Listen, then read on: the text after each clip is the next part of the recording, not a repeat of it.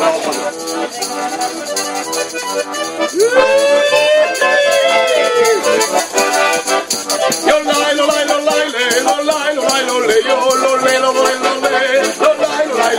culture, c'est le lien entre les habitants.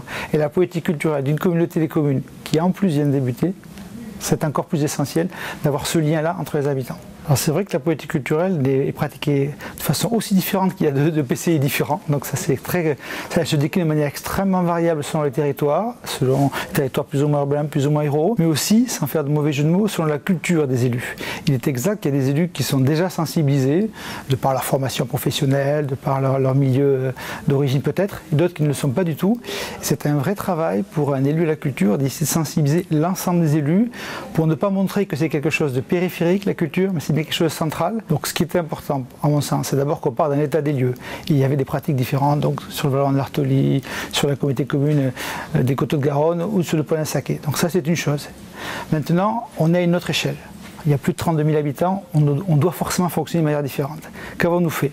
On a commencé par faire un diagnostic territorial culturel, c'est-à-dire quelles sont les pratiques qui se faisaient dans les différents territoires. C'est le premier temps du service culture. Puis dans un deuxième temps, pour apprendre de la hauteur, parce que c'est aussi ça l'aspect culturel. C'est pour ça que c'est pas toujours évident, lorsque les élus ont le nez dans le guidon, de prendre un peu de hauteur, c'est se faire accompagner, avoir un regard extérieur. C'est pour ça que donc, nous avons travaillé avec UBIC, qui est donc un organisme qui est lié à la fac Université Bordeaux-Montaigne 3, pour avoir un regard extérieur. On travaille avec des étudiants, ils sont en master de communication, ils sont motivés pour travailler, et c'est avec ce regard extérieur qu'on essaie de travailler. On leur demande de nous accompagner pour définir une politique culturelle, parce qu'il faut aussi définir une politique culturelle qui va être suivie pour les années à venir, parce qu'on travaille évidemment dans une collectivité sur un long terme.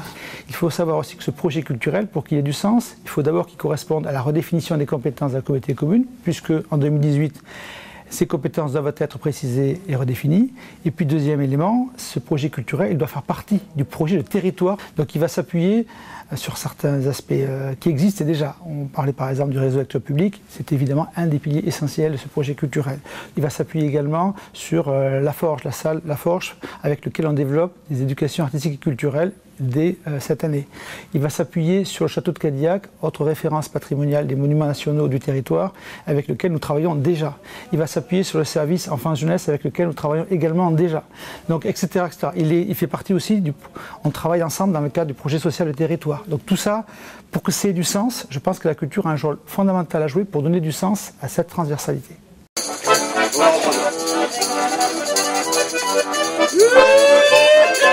Ruez-vous, c'est un événement phare de la communauté des communes, ex-vallon de l'Artolie, pleinement pris en cause maintenant par la communauté des communes en Convergence Garonne. Il faut donc s'appuyer dessus. Mais quand on réfléchit par exemple sur le festival de rue, tout ce qui est donc art de la rue, pardonnez-moi, art de la rue, on s'aperçoit qu'il y a le parc Chabat qui fait également des arts de la rue.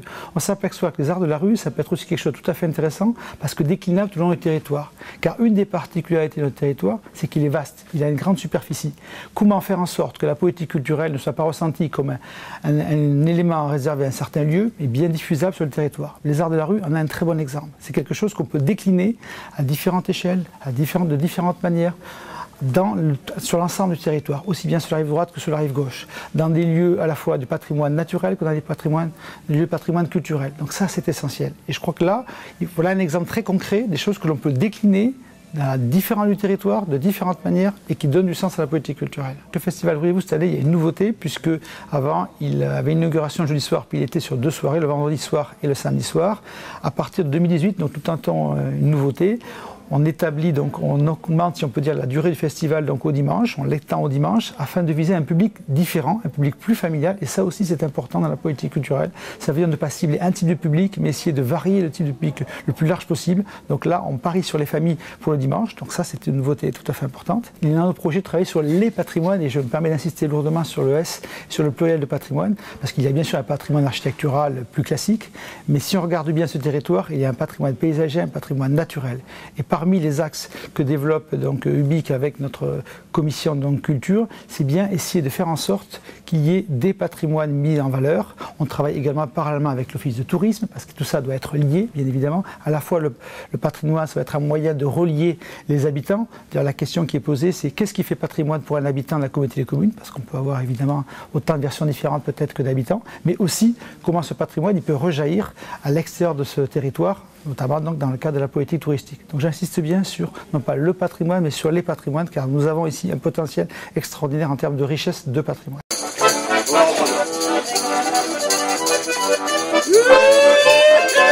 Sur le Ponasaké, il y avait un réseau de lecture publique qui marche très bien. Il y a à peu près 7000 personnes aujourd'hui de la communauté commune qui utilisent donc les services du réseau de lecture publique. C'est essentiel, c'est un point fort. Il faut toujours repartir des points forts et s'appuyer sur ce qui fonctionne. C'est le cas. À mon avis, il y a forcément des choses à développer parce que le territoire s'est développé. Parce que nous avons 25 communes aujourd'hui, puis 27, puisque 2 nouvelles se sont rajoutées en 2018. Il faut bien sûr accentuer le principe. Le réseau de lecture publique va, je pense, s'ouvrir à d'autres bibliothèques, d'autres territoires. Ça veut donc dire évidemment d'autres compétences à développer, d'autres services à proposer à la population. Dans le cadre donc de la révision de la CLEC, de tout le système de la CDC, des compétences de la CDC, forcément le schéma sera révisé. Je souhaite qu'on s'appuie sur l'existant, c'est-à-dire les communes qui sont déjà dans le réseau de la rive gauche, mais d'autres bibliothèques de la rive droite. J'ai déjà 2 communes candidates qui le souhaitent a priori venir donc dans ce réseau. Je pense que tout le monde est gagnant dans ce réseau. Il faut simplement bien prendre le temps de l'expliquer parce que c'est toujours un petit peu déstabilisant. La nouveauté est toujours déstabilisante. Et les pratiques des bénévoles pour des bibliothèques plus anciennes, parfois, c'est aussi un petit peu frustrant. Ça crée des peurs, des craintes. Mais quand on rencontre avec la directrice de la médiathèque, moi-même, donc les différents bénévoles, on s'aperçoit que finalement, le plus pour les populations l'emporte sur les craintes. Et je crois que c'est ça qu'il ne faut pas perdre de vue, quels que soient les bénévoles, que ce soit les professionnels. Ce qui est important, c'est qu'on ait tous à l'esprit le service de la population. Est-ce que la population serait gagnante, serait souhaitable pour elle de développer le service des réseaux de lecture publique? Ma réponse est clairement oui.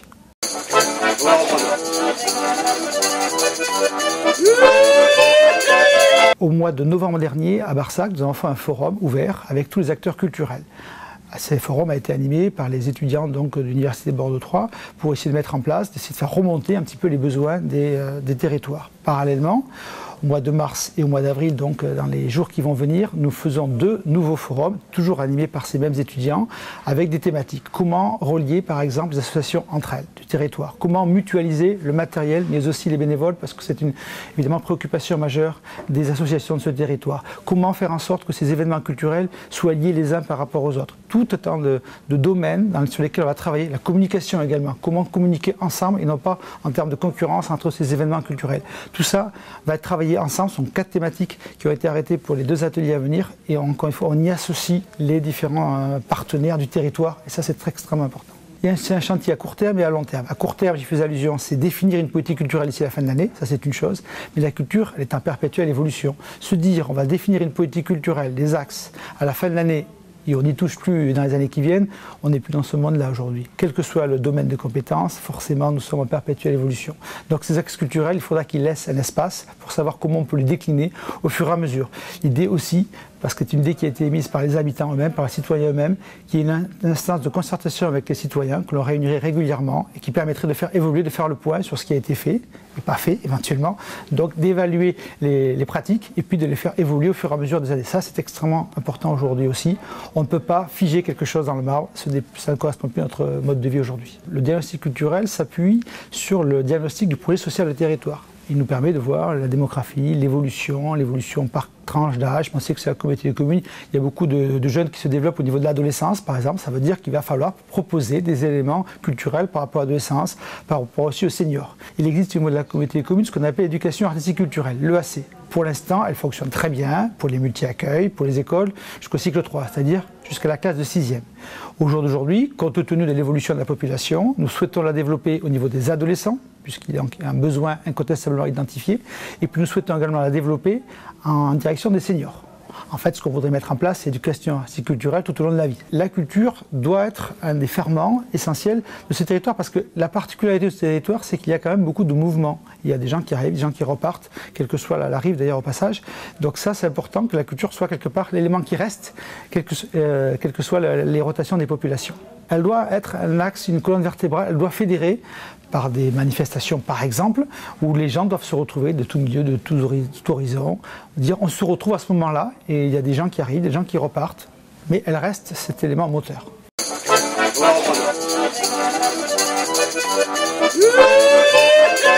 On essaie de développer un agenda culturel en essayant de faire en sorte que toutes les manifestations sur le territoire soient répertoriées, se développées, soient communiquées, parce qu'il est très important aussi, la communication est un élément essentiel.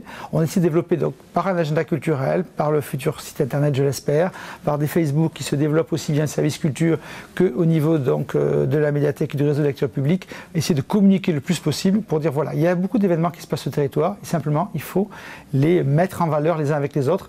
Et l'idée aussi du travail que nous faisons avec Cubic, c'est de caler un petit peu de cet événementiel, qu'il ait du sens, qu'il n'y ait pas de concurrence, mais bien une complémentarité entre différents événements culturels du territoire.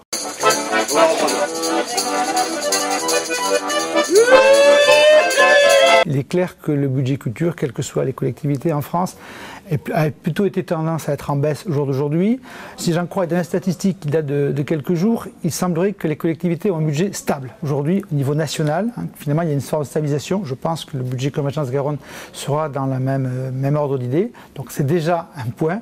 Bien évidemment, celui qui s'est chargé de la culture souhaite développer cette politique culturelle. Yo,